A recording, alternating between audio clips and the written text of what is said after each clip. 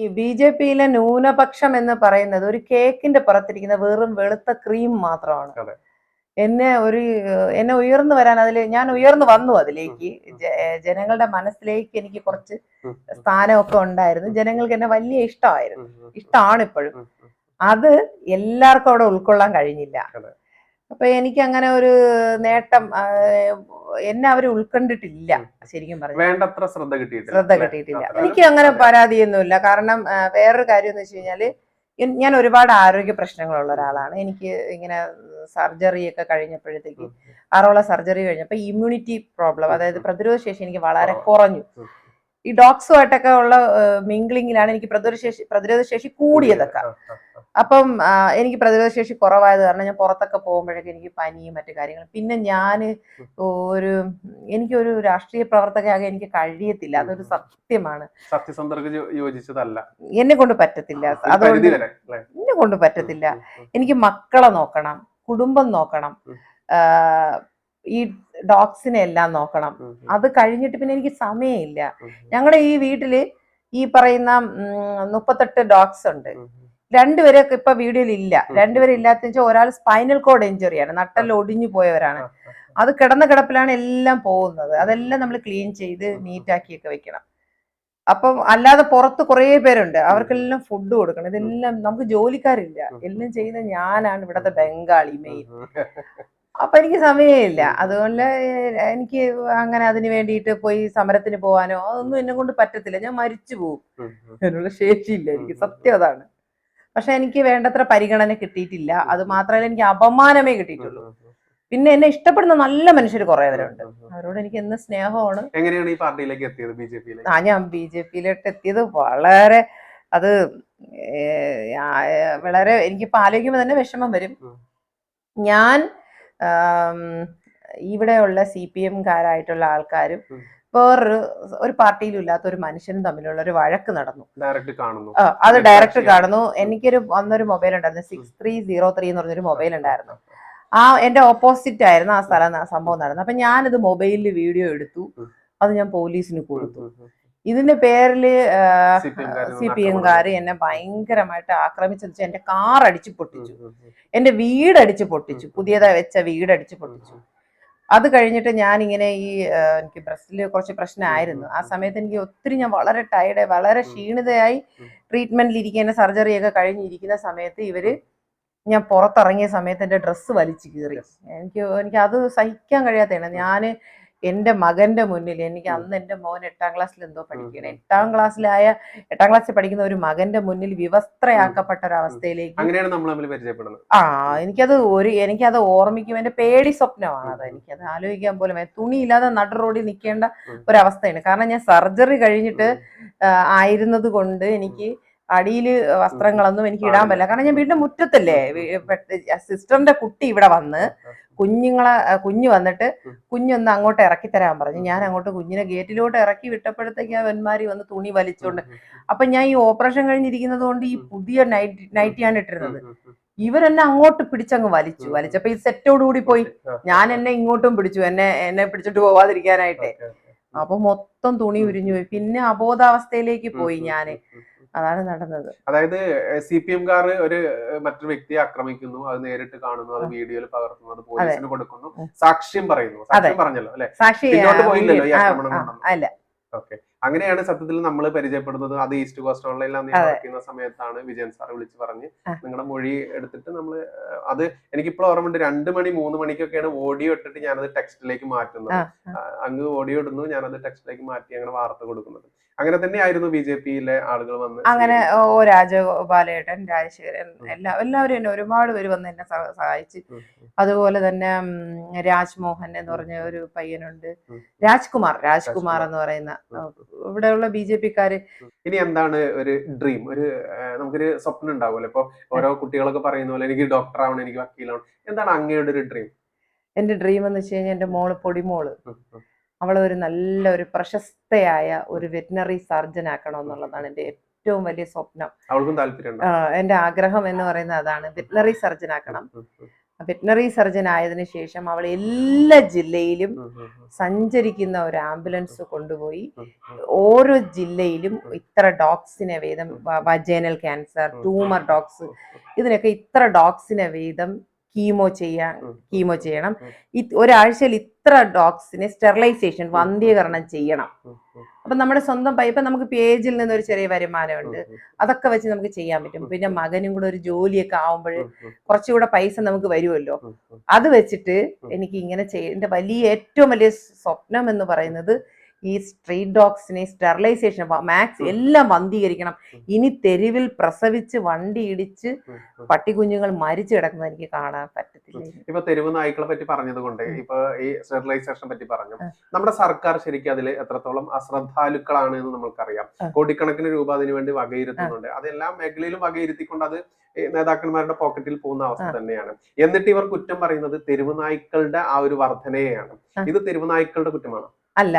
ഇത് ശരിക്കും പറഞ്ഞു കഴിഞ്ഞാൽ ഓരോ ഗർഭപാത്രത്തിനും ഓരോ വൃക്ഷണത്തിനും തദ്ദേശ സ്വയംഭരണ സ്ഥാപനങ്ങൾക്ക് വേണ്ടി 2100 അങ്ങനെ എന്തോ മറ്റ് രൂപ ഫണ്ട് വക മാറ്റി വെച്ചിട്ടുണ്ട് ഓരോ എണ്ണത്തിന്, ഒരു വൃക്ഷണവും ഒരു ഗർഭപാത്രത്തിന്. അപ്പം അത് ശരിയായ രീതിയിൽ അത് ഉപയോഗിക്കണമായിരുന്നു.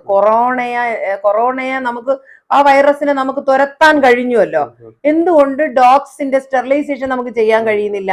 ഓരോ അസോസിയേഷനുകളുമായിട്ട് ബന്ധപ്പെട്ട്, ഓരോ അസോസിയേഷനിൽ എത്ര ഡോഗ്സ് ഉണ്ടെന്ന് അറിയാമല്ലോ, അത് പിടിച്ച് ക്യാച്ച് ചെയ്ത് സ്റ്റെറിലൈസേഷൻ ചെയ്യണം. അത് ചെയ്യുന്നില്ല.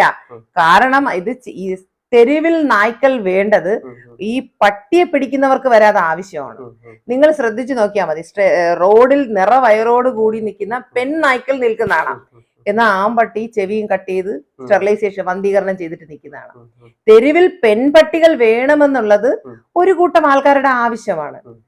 ആ പെൺപട്ടിയെ പിടിച്ചിട്ടല്ലേ പോവാനുള്ള, ശരിക്കും ആണിനെ അല്ലല്ലേ പിടിച്ചോണ്ട് പോവാ, പെണ്ണിനെയാണ് അത്യാവശ്യമായിട്ട് പിടിച്ച് സ്റ്റെറിലൈസേഷൻ ചെയ്യാം. ഇതൊരു ഗൂഢതന്ത്രമാണ്, അതല്ലെങ്കിൽ ബിസിനസ് തന്നെ ആണ്. കാരണം ഞാൻ പറയട്ടെ, കോടിക്കണക്കിന് രൂപ പെഡിഗ്രി വാങ്ങാനും നിങ്ങൾ സ്ട്രീറ്റ് ഡോഗ്, തെരുവിലുള്ള പട്ടികൾക്ക് കുറച്ച് പെഡിഗ്രി ഇട്ട് നോക്ക്, അത് ചിലപ്പോഴൊക്കെ തിന്നുള്ളൂ, അത് കഴിക്കാറില്ല. നമ്മൾ ഫീഡ് ചെയ്യുന്ന ഡോഗ്സ് തിന്നും, കാരണം നമ്മൾ വർഷങ്ങൾ കൊണ്ട് അവർക്ക് കൊടുക്കുന്നതുകൊണ്ട്. അതേസമയത്ത് സ്ട്രീറ്റ് ഡോഗ്സ് കഴിക്കത്തില്ല. പക്ഷെ ഈ സ്ട്രീറ്റ് ഡോഗ്സിന്റെ വന്ധീകരണത്തിന് വേണ്ടിയിട്ട് കൊണ്ടുപോകുന്ന സ്ട്രീറ്റ് ഡോഗ്സിന് വേണ്ടിയിട്ട് കോടികളുടെ പെഡിഗ്രി വാങ്ങിയതൊക്കെ അറിയുന്നു. ഇന്നത്തെ ഒരു വാർത്ത ഉണ്ടായിരുന്നു, 921 കോടി രൂപ വന്യമൃഗ ആക്രമണം തടയാൻ കേരളത്തിന് ഇക്കൊല്ലം 921 കോടി രൂപ നൽകിയെന്ന് കേന്ദ്രം. ഇതെവിടെയാണ് പോണത്? എനിക്കറിയത്തില്ല. ഈ 921 കോടിക്ക് എന്തേലും ചെയ്തോ ഇവരെന്താ ചെയ്തത്? ഒന്നും ചെയ്തിട്ടില്ല. പാവം ഇവിടെ ഉള്ളവർ അരിക്കൊമ്പനെ പിടിച്ചോണ്ട് ഇവര് കാട്ടിക്കൊണ്ട് വിട്ടതല്ലാതെ വേറെ എന്തേലും ചെയ്തോ? ഒന്നും ചെയ്തില്ല. ഒന്നും വേണ്ട. അതുപോലെ തന്നെ മൃഗസ്നേഹികളുടെ ഒരുപാട് സംഘടനകളുണ്ട്. ഈ സംഘടനകളില് അവർക്ക് ഈ സർക്കാർ കുറച്ച് ഫണ്ടൊക്കെ കൊടുക്കുകയാണെങ്കിൽ അവർക്ക് കുറെ കാര്യങ്ങൾ ചെയ്യാൻ കഴിയുമായിരുന്നു. ഇപ്പൊ PFA, പീപ്പിൾ ഫോർ ആനിമൽസ് എന്ന് പറഞ്ഞിട്ട് ഒരു സംഘടനയുണ്ട് തിരുവനന്തപുരത്തിന്റെ. അവർക്ക് ഫണ്ടില്ല. അവർക്ക് കുറെയൊക്കെ ഫണ്ട് സർക്കാർ കൊടുത്ത് ഫ്രീ ആയിട്ട് അവിടെ തന്നെ സ്റ്റെറിലൈസേഷൻ ചെയ്യിക്കാനുള്ള സംവിധാനം, അവർക്ക് കുറച്ച് ഭക്ഷണം, അവിടെ ഒരു ഡോക്ടർ, പിന്നെ ഇതൊക്കെ നിയമിക്കുകയാണെങ്കിൽ അവർക്ക് കുറച്ചുകൂടെ നന്നായിട്ട് ചെയ്യാൻ കഴിയും. അത് കുറച്ചുകൂടെ ഏക്കർ കണക്കിന് സ്ഥലമുള്ള ഒരു സ്ഥലവും കൂടെയാണ്. അപ്പൊ അവരെ ഹെൽപ്പ് ചെയ്ത ആ ഒരു സംഘടന ഇപ്പൊ തിരുവനന്തപുരത്ത് അതേ ഉള്ളൂ. അത് നശിച്ചു പോവാതെ അത് നിലനിർത്താൻ ഈ സർക്കാർ ഒന്ന് ഹെൽപ്പ് ചെയ്ത 100 കണക്കിന് പപ്പീസാണ് അവിടെ കിടക്കുന്നത്. ഇതൊക്കെ ആ സംഘടനയിലുള്ള ആൾക്കാര് വ്യക്തികളാണ്, പൈസ ഇട്ടിട്ടാണ് അത് ഇപ്പൊ അവരെ നോക്കുന്നത്. നമുക്ക് ഒരുപാട് മിത്രങ്ങള് അതല്ലെങ്കിൽ സഹോദരങ്ങൾ ഇതിലൂടെ കിട്ടിയെന്ന് പറഞ്ഞു. ശത്രുക്കളുണ്ടോ? ഇഷ്ടം പോലെ ശത്രുക്കൾ. ആരാണ് ശത്രുക്കൾ? ശത്രുക്കളൊക്കെ ഇതിനകത്തൊക്കെ ഉണ്ടായിരുന്നു. പക്ഷെ എനിക്ക് ഇപ്പൊ അവരൊക്കെ നല്ല സുഹൃത്തുക്കളായി. എന്നാലും എന്നെ വെറുക്കുന്നവരൊക്കെ ഉണ്ട് കേട്ടോ. സത്യം പറഞ്ഞ സോഷ്യൽ മീഡിയയിൽ ഇസ്ലാമിക ചിന്തകളായിട്ടുള്ള മുസ്ലിം സഹോദരങ്ങൾക്കൊന്നും എന്നെ ഇഷ്ടമല്ല. അവരുടെ മനസ്സിൽ ഞാൻ ഏതോ ഒരു ദുഷ്ട സ്ത്രീയാണ്. പിന്നെ ഞാൻ വീഡിയോ ചെയ്യുന്നത് ശരി തന്നെയാണ്. എൻ്റെ പേജ് മോണിറ്റൈസേഷൻ ഉണ്ട്, എനിക്ക് വരുമാനമുണ്ട്. എന്റെ മനസാക്ഷിയെ വഞ്ചിച്ച് ഞാൻ ഒരു വീഡിയോ ചെയ്തിട്ടില്ല. എന്റെ വീഡിയോ നിങ്ങൾ എനിക്ക് എന്നും വീഡിയോ ചെയ്യാം, അല്ലെ? എനിക്ക് എന്നും വീഡിയോ ചെയ്യാം. പക്ഷെ എന്റെ മനസാക്ഷിയെ വഞ്ചിച്ച് ഞാൻ ഒരു വീഡിയോ പോലും ഞാൻ ചെയ്തിട്ടില്ല. എനിക്ക് പറ്റത്തില്ല. ഞാനൊരു മൃഗസ്നേഹിയാണ്. അപ്പം ഈ പട്ടികളെ സ്നേഹിക്കാൻ കഴിയുന്ന എനിക്ക് എല്ലാവരെയും സ്നേഹിക്കാൻ കഴിയും. അതിപ്പോ എനിക്ക് ബോധ്യപ്പെടുത്തേണ്ട കാര്യമൊന്നുമില്ല. പക്ഷെ ഇവന്മാരെല്ലാം വളരെ മോശം. എന്റെ പേജിൽ വരുന്നുണ്ടല്ലോ, എന്റെ പേജിൽ വരുന്ന മെസ്സേജുകൾ കാണണം, വളരെ വൃത്തികെട്ട. എനിക്ക് ഭയങ്കര സങ്കടമാണ് കേട്ടോ. ഞാനതൊക്കെ എന്റെ മകൻ ഈ സത്യം വിളിച്ച് പറയുന്ന ആളുകൾക്കെതിരെ എല്ലാവർക്കും എതിരെയുണ്ട്. അത് പോട്ടെ, അത് ഒരു കായ മായ പൂവൊക്കെ വെച്ച് വിളിച്ചോട്ടെ. എന്റെ ദൈവമേ വൃത്തിയെടുത്ത ഇതേ മക്കളെ പെടുത്തി പോലും. ഇത് നോക്ക്, ഇതൊരുത്തന്നെ എഴുതിയിരിക്കുന്നതാ. ഇവന്റെ ഉമ്മാക്ക് ഈ സാധനമൊന്നും ഇല്ലേ? അതെ. പിന്നെ പോൺ വീഡിയോസ് ഇതെല്ലാം എനിക്ക് അയക്കും. ഇതെല്ലാം അയക്കുന്ന സുഡാപ്പികളാണ് എന്നുള്ളതും കൂടെയാണ്. ഒന്ന് ആലോചിച്ച് വെക്കണം. അതേ സമയത്ത് പക്ഷെ ഒരു സംഘ സഹോദരങ്ങൾ പോലും എന്നോട് മോശമായിട്ട് പെരുമാറിയിട്ടില്ല. എന്നോട് ഒരിക്കൽ പോലും മോശമായിട്ട് അവർ പെരുമാറിയിട്ടേ ഇല്ല. എനിക്ക് അതുകൊണ്ട് അവരെ ഭയങ്കര ഇഷ്ടമാണ്. അവര് പഠിച്ചു വന്നുള്ള സംസ്കാരം, സംസ്കാരവും ഈ പറയുന്ന സുഡാപ്പികളുടെ സംസ്കാരം അത് അവർ തന്നെയാണ് തെളിയിക്കുന്നത്. അതുകൊണ്ട് അതില് വിഷമം നമുക്ക് വരില്ല എന്നുള്ളതല്ല. എനിക്ക് വിഷമം വരുന്നത് എന്റെ മകളെ കുറിച്ച് ഒരുത്തൻ എഴുതിയിട്ടുണ്ട്. എന്റെ മോളെന്ന് വെച്ചാൽ ഭയങ്കര മിടുക്കിയാണ്, പഠിക്കാനായിട്ട് മിടുക്കിയാണ്, സ്പോർട്സിൽ പാട്ടൊക്കെ പാടുന്ന നല്ല കഴിവുള്ള ഒരു കുട്ടിയാണ്. പിന്നെ മറ്റു കുട്ടികളെ അപേക്ഷിച്ച് അവൾക്ക് സ്വല്പം പൊക്കം കൂടുതലാണ്. അവളുടെ അച്ഛൻ പൊക്കമുള്ള ഒരാളാണ്. പിന്നെ അവൾ ഇച്ചിരി നിറം കുറഞ്ഞ കുട്ടിയാണ്. ഒരുത്തൻ എഴുതിയിരിക്കുവാണ് അവളുടെ. എനിക്ക് ഭയങ്കര വിഷമം തോന്നി. മന്ദബുദ്ധിയാണല്ലേ, അത് അറിഞ്ഞിരുന്നില്ല എന്ന്. സ്വാഭാവികമായി നമുക്ക് വിഷമം തോന്നത്തില്ലേ? ഇപ്പൊ +1 പഠിക്കുന്ന എൻട്രൻസ് കോച്ചിങ്ങിന് പോണ ഒരു കുട്ടിയാണ് അവള്. നല്ല മിടുക്കിയാണ് അവള്. പിന്നെ ഇത്രയും ഡോഗ്സിനെ വെളുപ്പിനെ 4 മണിക്ക് എഴുന്നേറ്റ് അവള് നോക്കി എല്ലാ കാര്യങ്ങളും ചെയ്യുന്ന ഒരു കുഞ്ഞാണ്. അല്ല, ഒന്നുണ്ട്, നമ്മള് പ്രശംസകൾ കൊണ്ട് ഒരാളെ വ്യക്തിയെ മൂടിക്കൊണ്ടിരുന്നാല് അയാൾക്ക് കൂടുതൽ എനർജറ്റിക് ആയിട്ട് പ്രവർത്തിക്കാനുള്ള ശക്തി കുറയും എന്നാണ് നമ്മുടെ ആ ഒരു പ്രകൃതി നിയമം. അതുകൊണ്ട് തന്നെ നെഗറ്റീവുകൾ വരുമ്പോഴേ നമുക്ക് പോസിറ്റീവുകൾ കൂടുതൽ ചെയ്യാൻ പറ്റുള്ളൂ. അത് അങ്ങനെ കരുതിയാൽ മതി. കുട്ടികൾ എന്തിലാണ് പഠിക്കുന്നത്? രണ്ടുപേരും. ഒരാൾ +1 പഠിക്കുന്നത്, പൊടിമോള് ഇസബൽ സൂര്യൻ. ഏതാ ഗ്രൂപ്പ്? അവൾ സയൻസ്. മോൻ BSc ബോട്ടണി MG കോളേജിലാണ് പഠിക്കുന്നത്. യാസിൻ ശബരിമലയ്ക്ക് പോയിട്ടുണ്ട്? പോയിട്ടുണ്ട്. ഇല്ല, പൊടിമോള് പോയിട്ടില്ല.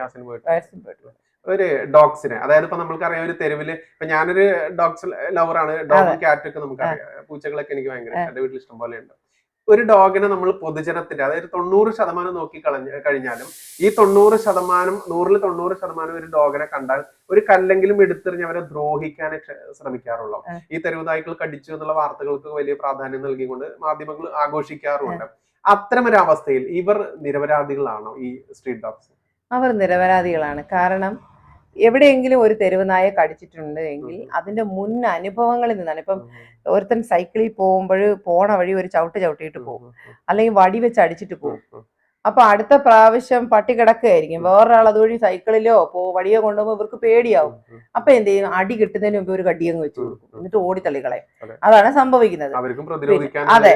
വേറൊരു കാര്യം എന്ന് വെച്ച് കഴിഞ്ഞാല്, നമ്മള് ബാംഗ്ലൂർ പോലുള്ള സിറ്റിയിലൊക്കെ എന്ന് വെച്ച് കഴിഞ്ഞാല് ശരിക്കും പറഞ്ഞു കഴിഞ്ഞാൽ വളരെ ഫ്രണ്ട്ലിയാണ് ഡോഗ്സുമായിട്ടൊക്കെ. പിന്നെ ചില അസോസിയേഷനിലൊക്കെ ഡോഗ്സ് ഒക്കെ ചത്ത പോലെ കിടക്കുന്നതാണ്. എല്ലാവരുമായിട്ട് നല്ല മിങ്കിൾ ചെയ്തൊക്കെ ജീവിക്കുന്നതാണ്. ഞങ്ങളുടെ മുകളിലൊക്കെ സത്യം പറഞ്ഞാൽ ഡോഗ്സ് ഒക്കെ നല്ല ഫ്രണ്ട്ലിയാണ്. ഓരോ സ്ഥലത്തിലെ മനുഷ്യന്റെ സ്വഭാവത്തെ ആശ്രയിച്ചിരിക്കും അവിടെയുള്ള ഡോഗ്സിന്റെ പെരുമാറ്റം. അതെ, അവര് ഇതിനോട് ക്രൂരത കാണിച്ചാൽ തിരിച്ചത് അങ്ങനെ പ്രതികരിക്കും. അത് തന്നെയാണ്. എന്തായാലും പ്രേക്ഷകരോട് ഇത്രയും വിശേഷങ്ങൾ പങ്കുവെച്ചു. ഇനി ഒരുപാട് സ്ട്രീറ്റ് ഡോഗ്സുകൾക്ക് രക്ഷകയായി മാറട്ടെ. അതുപോലെ അങ്ങയുടെ ആ ഒരു ഡ്രീം, ആ ഒരു സ്വപ്നം സാക്ഷാത്കരിക്കട്ടെ. അതിന് നമ്മൾ വിശ്വസിക്കുന്ന, അത് ദൈവത്തിന് പല പേരുണ്ടായിരിക്കാം. അള്ളാഹ് ഉണ്ടായിരിക്കാം, ഈശോ ഉണ്ടായിരിക്കാം, അതുപോലെ ഭഗവാൻ ശിവൻ ഉണ്ടായിരിക്കാം. എല്ലാ പേരും, വ്യത്യസ്ത പേരുകൾ ഉണ്ടെന്നുള്ളൂ. ആ ഒരു പ്രകൃതി ശക്തി അങ്ങേ അനുഗ്രഹിക്കട്ടെ. നന്ദി.